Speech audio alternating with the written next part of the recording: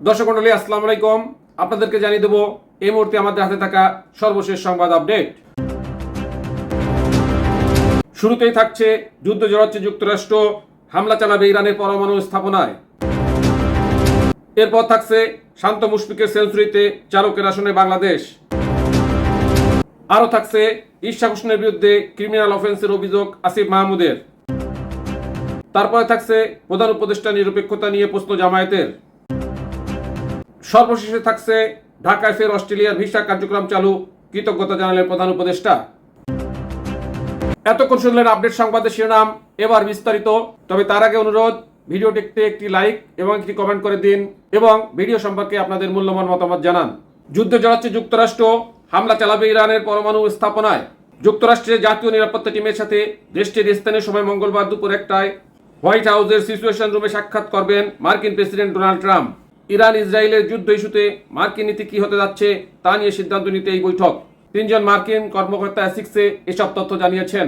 মার্কিন কর্মকর্তারা বলেছেন, যুদ্ধে যোগদান এবং ইরানের পারমাণবিক স্থাপনাগুলোতে, বিশেষ করে ফোর্দোতে ভূগর্ভস্থ ইউরেনিয়াম মজুদের স্থাপনায় হামলার বিষয়ে মার্কিন প্রেসিডেন্ট গুরুত্ব সহকারে বিবেচনা করেছেন।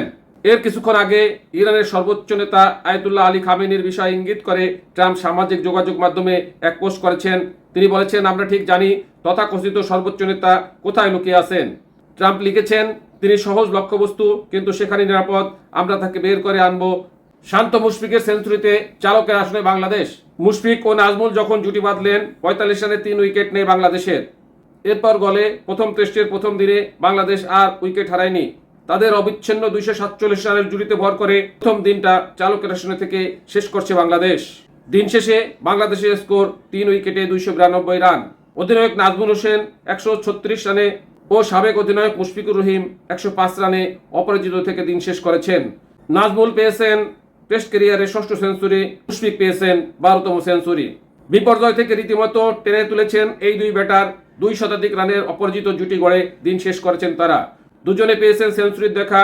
গল টেস্টের প্রথম দিন 17 জুন 90 ওভার ব্যাটিং করেছে বাংলাদেশ। প্রথম ঘন্টায় 3 উইকেট হারানোর পর পুরো দিনে আর কোনো উইকেট হারায়নি টাইগাররা। শান্ত মুশফিকের অপ্রতিরোধ্য জুটিতে 292 রানে দিন শেষ করেছে লাল সবুজের প্রতিনিধিরা। ইশাক হোসেনের বিরুদ্ধে ক্রিমিনাল অফেন্সের অভিযোগ আসিফ মাহমুদের। শপথ না নিয়েই ঢাকা দক্ষিণ সিটি কর্পোরেশনের মেয়র হিসেবে প্রশাসনিক কর্মকর্তা কর্মচারীদের বিভিন্ন সভায় অংশ নিয়ে বিএনপি নেতা ইশাক হোসেন সরকারি কাজে বাধা দেওয়ার মতো ক্রিমিনাল অফেন্স বা ফৌজদারি অপরাধ করেছেন বলে মন্তব্য করেছেন স্থানীয় সরকার উপদেষ্টা আসিফ মাহমুদ সজীব ভুইয়া। এই বিএনপি নেতা নগর ভবনের মিলনায়তন ও অফিস দখল করে নাগরিক সেবা দানে বাধা দিচ্ছেন বলেও অভিযোগ করেছেন স্থানীয় সরকার উপদেষ্টা আসিফ মাহমুদের মতে, প্রশাসনিক কার্যক্রম পরিচালনার কোনো সুযোগ নেই ইশাক হোসেনের। বর্তমান পরিস্থিতি চলতে থাকলে নাগরিক সেবা দান করা শতভাগ বিঘ্নিত হতে পারে বলে আশঙ্কা করেছেন তিনি। তবে নাগরিক সেবা আরও বাড়লে অবশ্যই আমাদের বাধ্য হয়ে কোনো কঠোর অবস্থায় যেতে হতে পারে বলে হুঁশিয়ারি উচ্চারণ করেছেন আসিফ মাহমুদ। ইশাক হোসেন বিবিসি বাংলাকে বলেছেন, বর্তমান সরকার এবং তার উপদেষ্টা আদালতের আদেশকে অপব্যাখ্যা বা ভুল ব্যাখ্যা দিয়ে জনগণকে বিভ্রান্ত করে যাচ্ছে। অবশ্য আমি তো চাচ্ছি যে তারা আইনি পদক্ষেপ নিক। আমি যদি কোনো আইন ভঙ্গ করে থাকি তাহলে তারা ক্রিমিনাল প্রসেস চালু করুক, বলেন তিনি। এদিকে 2 দিন ধরে সিটি কর্পোরেশনের কার্যালয় নগর ভবনের প্রশাসনিক কর্মকর্তা কর্মচারীদের বিভিন্ন সভায় অংশ নিচ্ছেন ইশাক হোসেন। সিটি কর্পোরেশনের যেসব সভায় তিনি অংশ নিচ্ছেন সেগুলোর ব্যানারে তাকে মাননীয় মেয়র হিসেবে সম্বোধন করা হচ্ছে। প্রধান উপদেষ্টা নিরপেক্ষতা নিয়ে প্রশ্ন জামাতের। বিএনপি, এনসিপি, ইসলামী আন্দোলন, নাগরিক ঐক্য, গণ অধিকার পরিষদ সহ বিভিন্ন রাজনৈতিক দল অংশ নিল। মঙ্গলবার ঐক্যমত কমিশনের 2য় পর্যায়ের আলোচনায় অংশ নেয়নি বাংলাদেশ জামাতে ইসলামী, যা নিয়ে তৈরি হয়েছে নানা আলোচনা। গত 13 জুন লন্ডনে বিএনপির ভারপ্রাপ্ত চেয়ারম্যান তারেক রহমানের সঙ্গে অন্তর্বর্তী সরকারের প্রধান উপদেষ্টার বৈঠকের পর যৌথ বিবৃতি এবং সংবাদ সম্মেলনের পর এক বিবৃতি দিয়েছিল জামাতে ইসলামী। সেখানে প্রধান উপদেষ্টার নিরপেক্ষতা নিয়ে প্রশ্ন তুলেছিল দলটি। এমন প্রেক্ষাপটে রাজনৈতিক দলগুলোর সঙ্গে জাতীয় ঐক্যমত্য কমিশন আয়োজিত মঙ্গলবারের সভায় অংশ নেওয়া থেকে বিরত থেকে বাংলাদেশ জামায়াত ইসলামী। দলটির কয়েকজন শীর্ষ নেতা বিবিসি বাংলাকে জানিয়েছেন, প্রধান উপদেষ্টার নিরপেক্ষতা নিয়ে প্রশ্ন উঠেছে বলেই এমন অবস্থান নিয়েছেন তারা। জামায়াত নেতারা বলেন, মঙ্গলবার অংশ না নিলেও বুধবার আলোচনায় অংশ নেবেন কিনা সে বিষয়ে তারা বিবেচনা করবেন।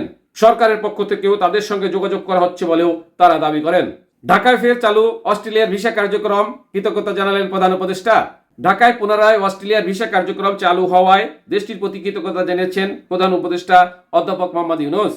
মঙ্গলবার 17 জুন রাষ্ট্রীয় অতিথি ভবন যমুনায় অস্ট্রেলিয়া নবনিযুক্ত হাই কমিশনার সুভাষ রাইনের সঙ্গে সৌজন্য সাক্ষাৎকালে তিনি এই কৃতজ্ঞতা জানান। সাক্ষাতে হাই কমিশনার জানান, এখন থেকে বাংলাদেশিরা অনলাইনে অস্ট্রেলিয়ার ভিসার জন্য আবেদন করতে পারবেন। বাংলাদেশে অস্ট্রেলিয়ায় প্রায় 65,000 বাংলাদেশি এবং 14,000 শিক্ষার্থী অবস্থান করছেন। অস্ট্রেলিয়ার সঙ্গে দ্বিপাক্ষিক বাণিজ্য প্রসঙ্গে তিনি বলেন, বর্তমানে আমাদের বাণিজ্যের পরিমাণ 5 বিলিয়ন অস্ট্রেলিয়ান ডলার ছাড়িয়ে গেছে এবং গত 5 বছরে 16.2% হারে এটি বৃদ্ধি পেয়েছে। বাংলাদেশি শিক্ষার্থীদের অবদান তুলে ধরে তিনি আরও জানান, অস্ট্রেলিয়ার অ্যাওয়ার্ডের মাধ্যমে 3,000-এর বেশি বাংলাদেশি অ্যালামনাই তৈরি হয়েছে। তারা বর্তমানে দেশের উন্নয়নে গুরুত্বপূর্ণ ভূমিকা রাখছেন। সাক্ষাৎকালে অস্ট্রেলিয়াকে বাংলাদেশি শিক্ষার্থীদের জন্য প্রদত্ত বৃত্তির সংখ্যা বাড়ানোর জন্য উৎসাহ প্রদান করেন প্রধান উপদেষ্টা। এছাড়া 1 মিলিয়নের বেশি আশ্রিত রোহিঙ্গাদের জন্য অস্ট্রেলিয়াকে মানবিক সহায়তা বৃদ্ধির আহ্বান জানান তিনি। এখনকার মতো সংবাদ এ পর্যন্তই। সাথে থাকার জন্য ধন্যবাদ। আসসালামু আলাইকুম।